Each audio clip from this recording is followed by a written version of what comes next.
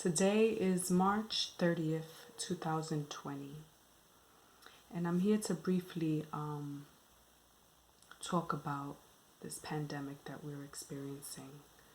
I'm a healthcare worker that works in a hospital setting, and there's just something super dynamic in seeing the coronavirus unfold right in front of me, meaning, with the patients that I deal with, in comparison to just watching it on the news.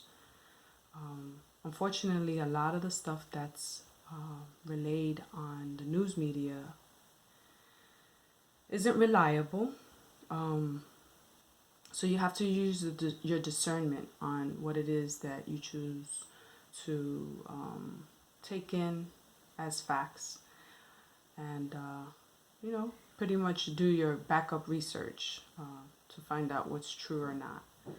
But I'm here to speak my truth, and I'm here to share with you what it is that I experience and what it is that I see.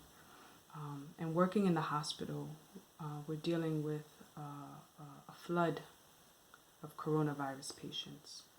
The majority of people that are coming in through the emergency room doors are COVID-19 positive. It's I don't want to bring fear to you guys, but it's real.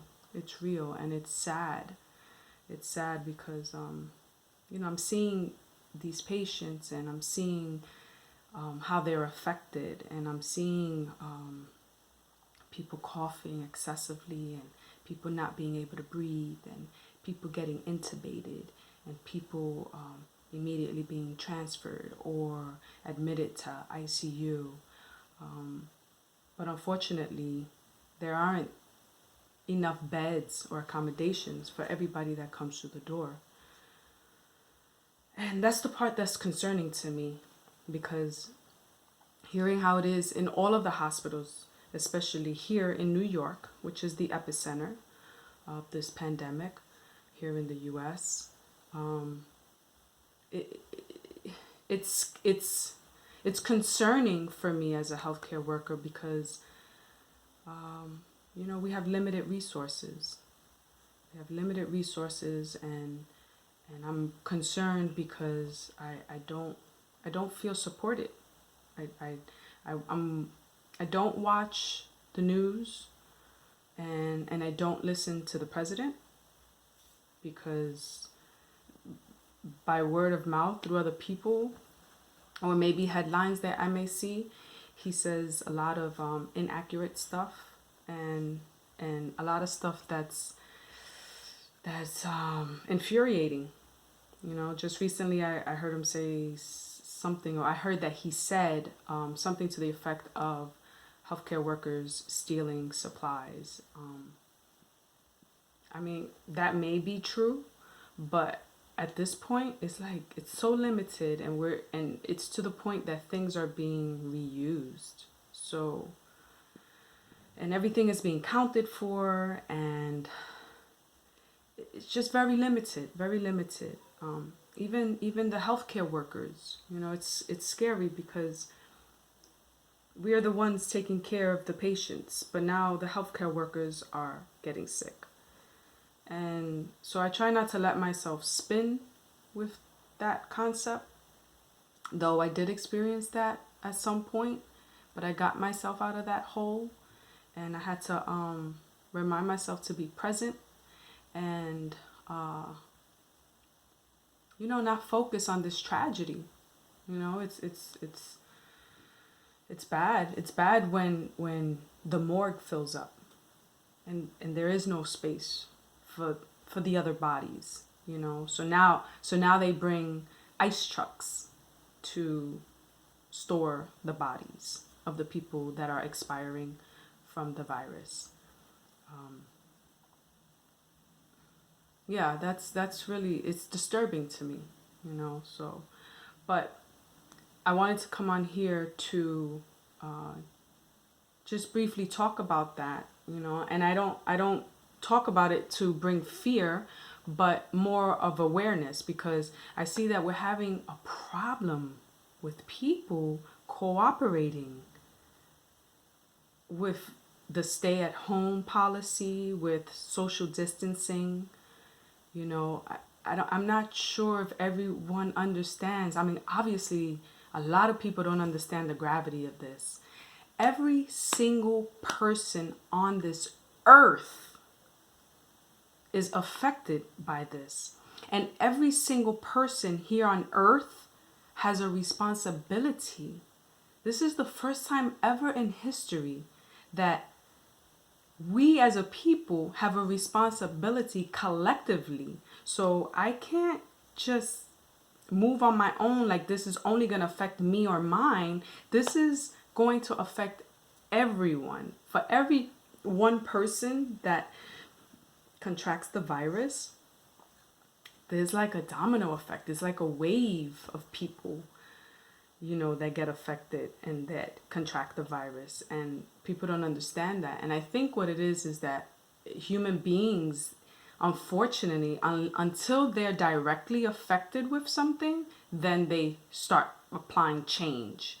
Until they actually see something, and maybe because it's something that they can't see, but this is a silent monster that's attacking through our pulmonary system, through the air that we breathe. In some cases it'll be through contact, but then eventually touching our face and bringing it to our pulmonary tract. A lot of people are not being considerate. A lot of people don't understand that we each have a huge responsibility in containing this.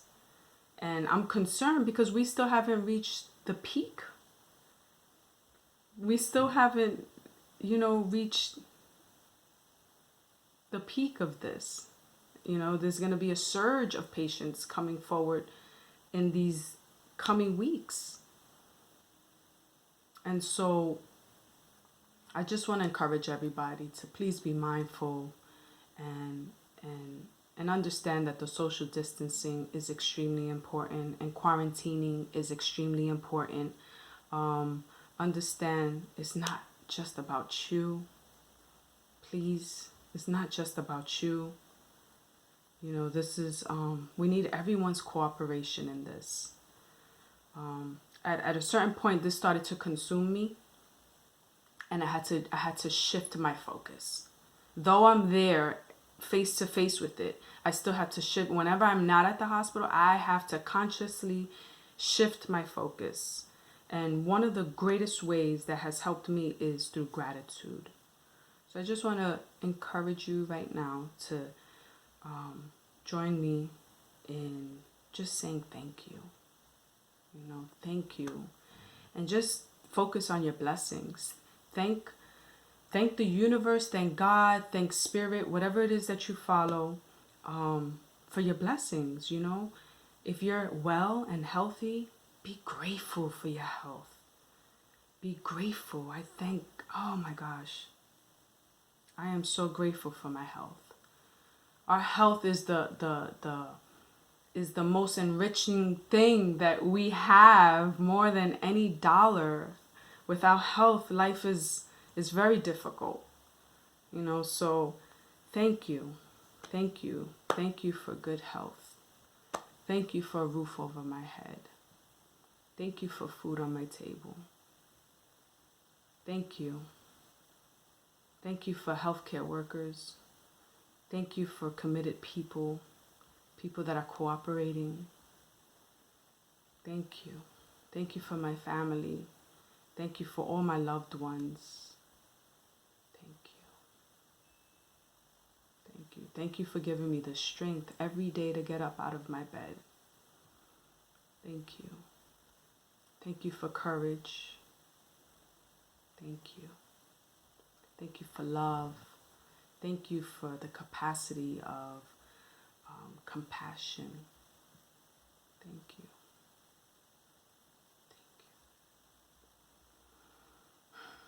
Please add to the list. Thank you for listening.